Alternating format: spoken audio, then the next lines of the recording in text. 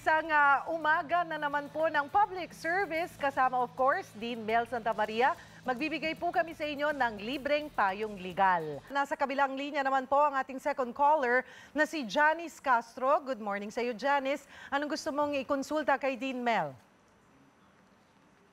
Hello, Janice. Hello. Hello. Sige, Janice. Anong konsulta mo? Palakas ng konti ng boses ha, Janice? Ma'am, medyo humina po yung dating ng ano nyo sa amin. Ayan. Sige, lakas mo ang boses mo na lang. Humina po. Ikaw po malakas sa amin. Sige Malakas po. ka sa amin, pero ano po ang problema nyo? Kasi po, ganito nga po yung na ano ko. Tungkol po dun sa live-in partner ko na ano, more than 13 years po kami nagsama. Tapos po, nagkasakit po siya at nagtatrabaho po siya sa sa fire station, sa Bureau of Fire. Opo. Tapos po, meron siyang benefit. If, ang sabi niya po noon sa akin, kaysa mapunta daw po sa kapatid niya yung pera kasi ayaw niya po sa kapatid niya, hindi po sila magkasundo at may bisyo po ang kapatid. O tapos? So, nagpagawa po kami ng papel na na pinirmahan ko po at pinirmahan din niya na yun din po sa pinagpapagawa ng mga notary public. Ganun. Parang ang papel na to, ang sinasabi ba, lahat ng mga ari-arian niya pupunta sa'yo?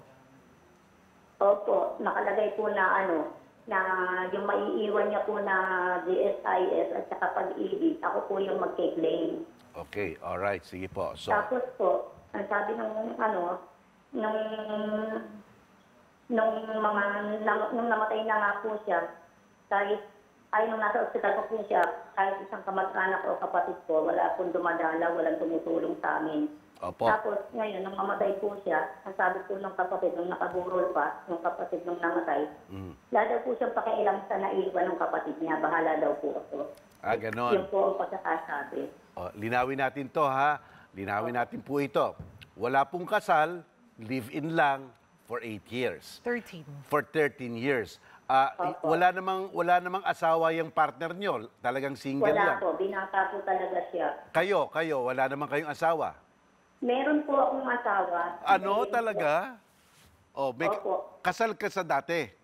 Kasal po ako sa una, pero mas matagal pa po kami nagsama nitong partner, live-in partner. Sige, ganito po yun. Ganito po ang sinasabi ng batas natin. Kung ang dalawang tao ay nagsasama, live-in, at ang isa hindi pwedeng magpakasal, at ang isa pwedeng magpakasal. Kamukha ng sitwasyon niyo po. Kasi kahit hindi na po kayo nagsasama ng inyong dating asawa, hindi po napuputol ang inyong kasal, at ang magpuputulong po niyan, korte. Kaya sa mata ng batas, kasal pa kayo dun sa taong yon. So, kayo po ay isang kasal na tao at ang partner nyo ay single, may kaayusan po kayo ng pag-aari.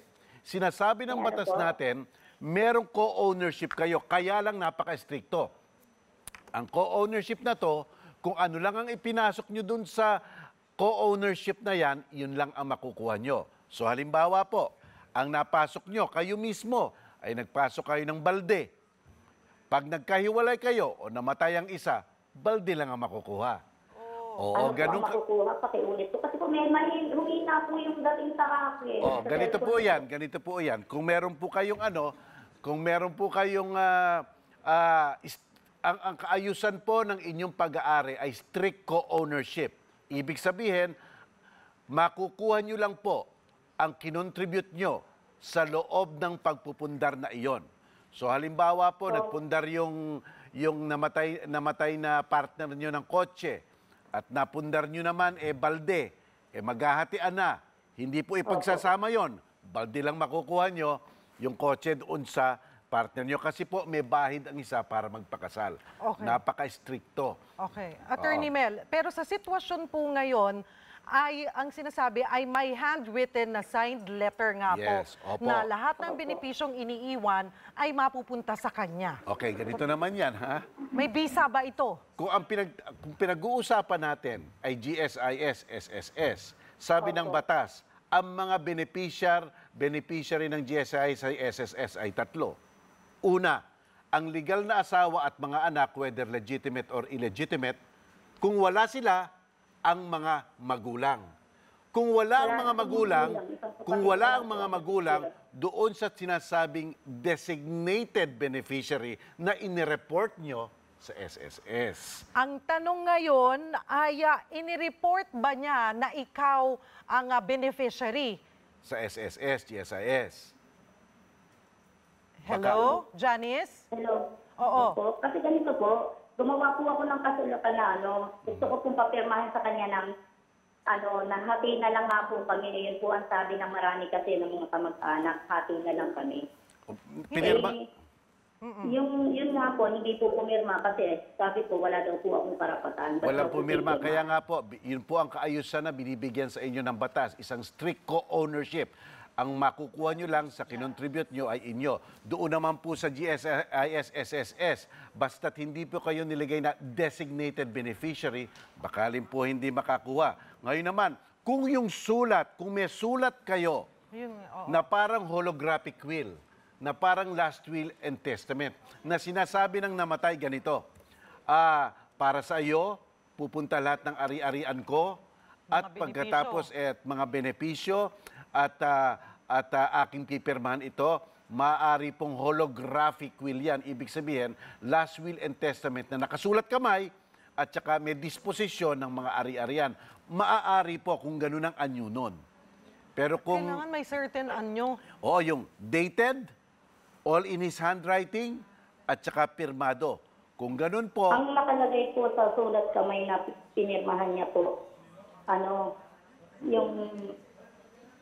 ako na daw po yung bahala sa maiwan niya na GSIS at saka Opo. Yun po. Kung meron po siyang ganon at GSIS at Pag-ibig, sinasabi ko lang po, merong hierarchy, may sinasabi ang batas na to. Dapat may designated beneficiary kayo. Pero tama rin kayo, kung iniwan naman niya yung tinatawag na holographic will, parang naging last will and testament, baka maaaring makuha nyo at mailaban ninyo yan. Ayan Okay, po. Janice? Ayan, Janice. Alright. Okay, maraming salamat sa iyo, Janice. Nasalimuot. Masalimuot yan kasi unang-una, hindi sila kasal. Oo, yun ang mahirap. At pangalawa, kasal pala siya sa iba. So, ibig sabihin, nasa maling sitwasyon siya. Kaya ang daing aayusin.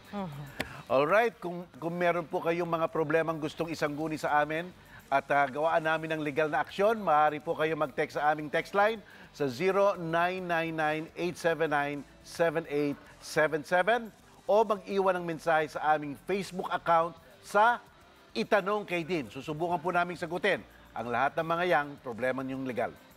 Be sure to come back. Use 5 everywhere. Copyright 2016.